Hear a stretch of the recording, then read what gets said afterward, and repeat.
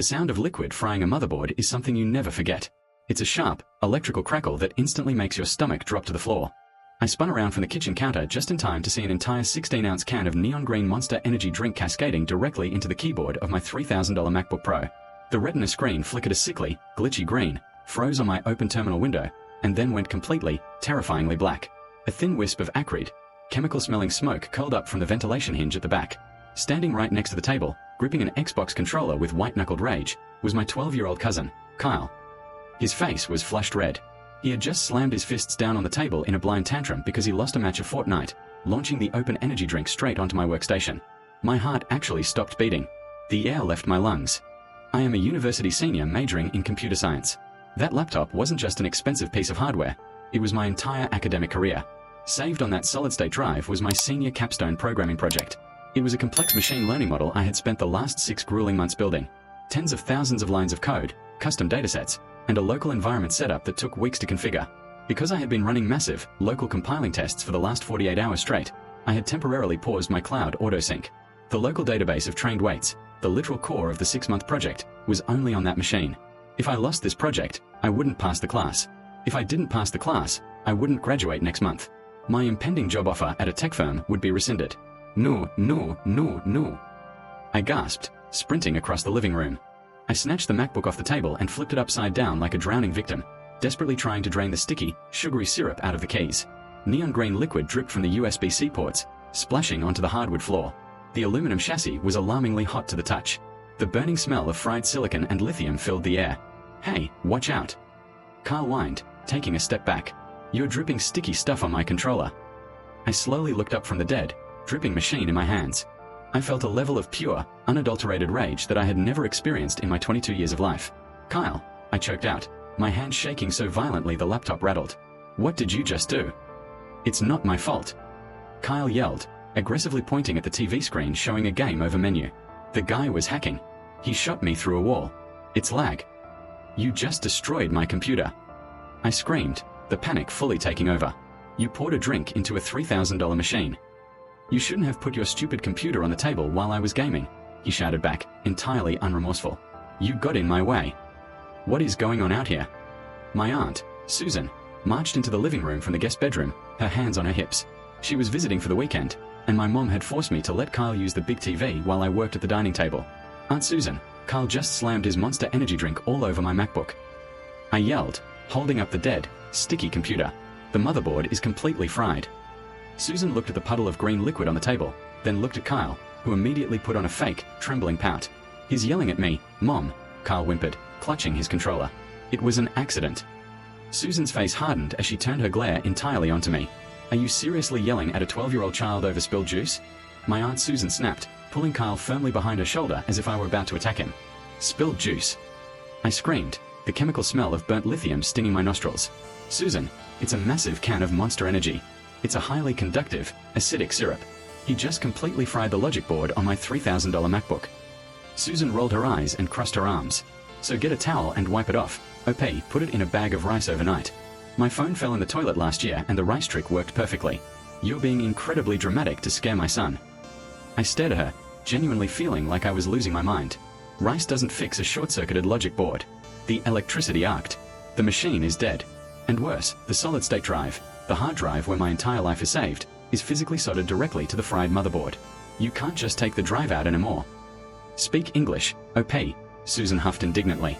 I don't care about your nerd jargon. It means my data is trapped inside a dead, corroding chip. I yelled, my voice echoing in the living room. My senior capstone project is on there. 6 months of custom machine learning code. Tens of thousands of lines of programming that determine if I graduate and get my job next month. I have to send this to a specialized microsoldering data recovery lab in New York. That costs $2,000 minimum, just to try and save the files. And the computer itself is a $3,000 total loss. Kyle peeked around his mother's waist. He's lying, Mom. He's just trying to steal your money. I'm not giving you $5,000, Susan stated flatly, her tone dripping with condescension. That is an absurd amount of money. You are a computer science major, OP. You are smart, you know computers. Just retype the code this weekend. It's not a big deal. I'm sure you remember most of what you wrote. My jaw actually dropped. I was too stunned to even formulate a coherent sentence. Retype the code. I breathed, the sheer, staggering ignorance of her statement temporarily paralyzing me. Susan, it took me 6 months of working 10-hour days to write, debug, and train that model. It's not a high school history essay. It is mathematically impossible to retype it in a weekend. Well, maybe you shouldn't have procrastinated, she sneered, completely dismissing my panic. And you definitely shouldn't have left a precious, expensive laptop on the dining table while a child was playing video games in the same room. You got in his way. I'm not paying for a new computer because of your poor planning. She turned her back on me and put a comforting hand on Kyle's shoulder. Come on, sweetie, let's go get some ice cream to calm your nerves. Uncle OP is having a temper tantrum. They walked right out the front door, leaving me standing in the living room holding a dripping, dead laptop that smelled like a chemical fire. She thought I was going to sit down with a notepad and just retype a machine learning algorithm. She thought she could walk away from $5,000 in damages to go get a waffle cone. I didn't yell after them. I grabbed a dry towel, wrapped the MacBook tightly to absorb the remaining liquid, and grabbed my car keys. Every second that sticky energy drink sat on the logic board, the corrosion ate away at the copper traces. I needed an emergency technician, and then I needed a lawyer. I drove straight to the Apple store, practically sprinting up to the Genius bar. The technician took one look at the sticky, neon green liquid seeping from the ventilation hinge and sighed. He opened the chassis, revealing a motherboard covered in chemical burns and crystallized sugar. Catastrophic liquid damage, the technician said, shaking his head. The logic board is completely fried.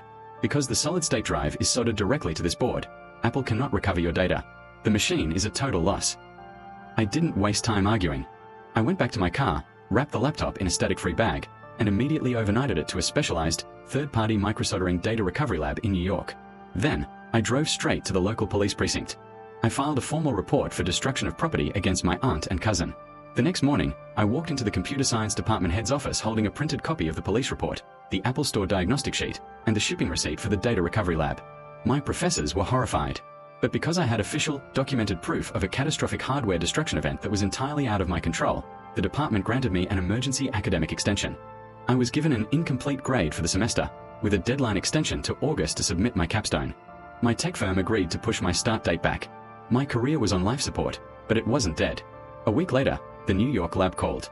By some miracle, they had managed to bypass the shorted power rails on the motherboard and successfully cloned my drive. My 6-month project was saved. The invoice for the microsoldering data extraction was exactly $2,000. I maxed out a student credit card to pay for it, along with $3,000 for a replacement MacBook Pro. The demand letter. I compiled the receipts, the police report, and a formal legal demand letter for $5,000. I handed the manila envelope to Aunt Susan the next time she visited my parents' house. She opened it, read the total amount, and let out a sharp, mocking laugh. You are absolutely delusional, OP, Susan sneered, tossing the envelope onto the kitchen counter. I am not paying a college kid $5,000 because he carelessly left his laptop near a gamer. I told you to just retype it.